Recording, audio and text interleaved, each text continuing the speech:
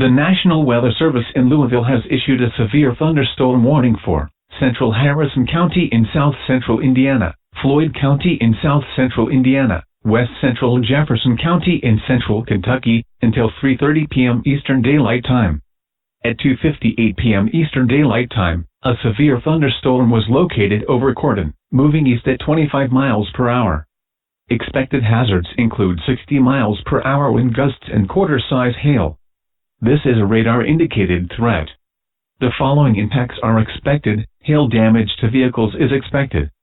Expect wind damage to roofs, siding, and trees. Locations impacted include Louisville, New Albany, Shively, Cordon, St. Denis, Pleasure Ridge Park, Galena, Greenville, and Lanesville.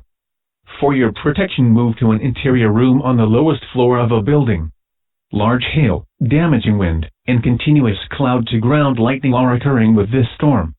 Move indoors immediately. Lightning is one of nature's leading killers. Remember, if you can hear thunder, you are close enough to be struck by lightning.